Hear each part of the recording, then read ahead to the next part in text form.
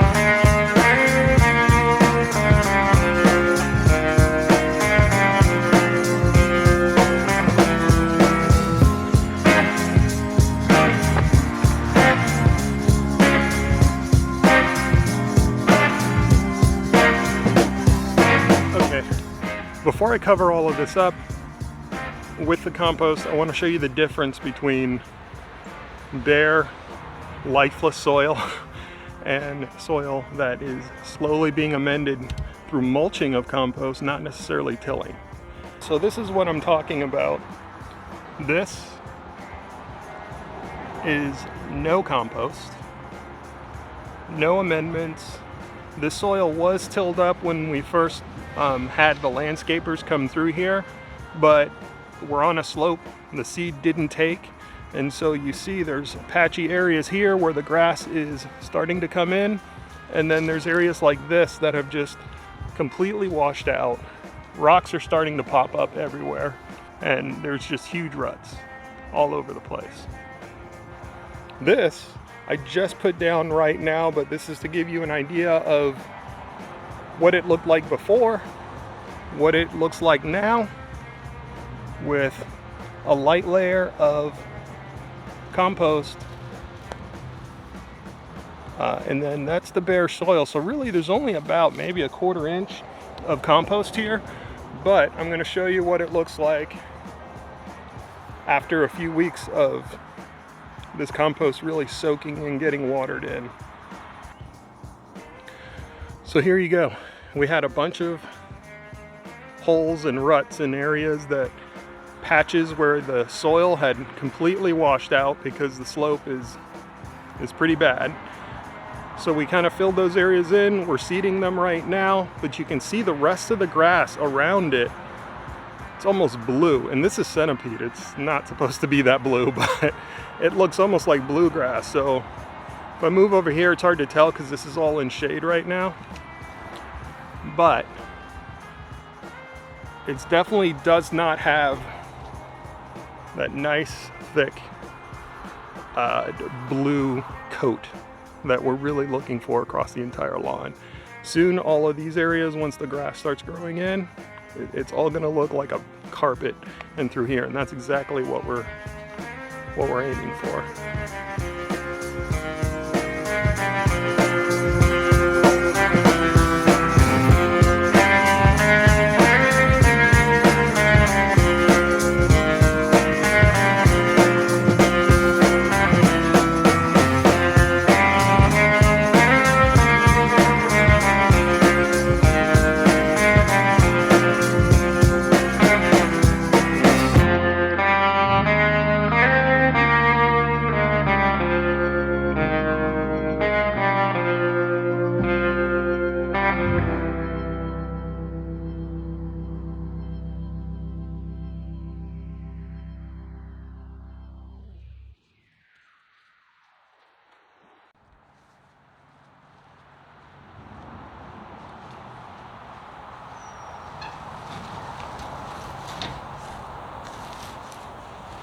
Alright.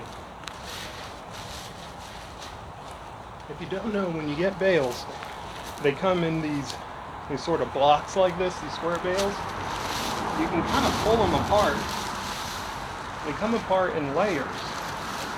And what's nice about that, you can get a big chunk like this. Now ladies, you're going to have to show your man how to do this maybe, but you can tear it in half and then you tease it. You just rub them together and you see it falls apart. Much easier. Sometimes they're really loose and you can just shake the whole thing, but if they don't, you just rip it in half and rub them together and they fall completely apart. Then you can spread it out and put it where you want. I just realized something. That was a hair comment for the ladies.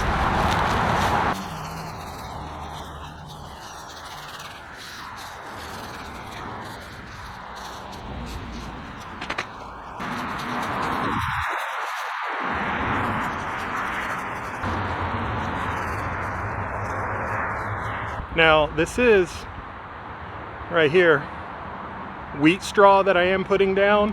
So if you do have allergies, as far as I know, even like gluten intolerance or anything like that, or you may want to consider using a different type of mulching material, maybe like a hay instead of a straw. If you are just sensitive to it, or if it is just sort of seasonal allergies kind of stuff, you could probably get away with just wearing a face mask.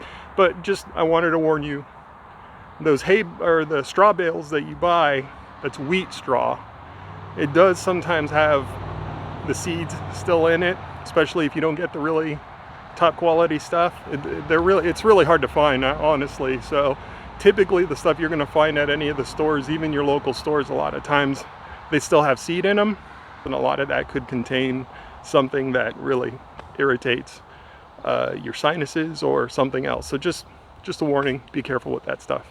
All right, back to work.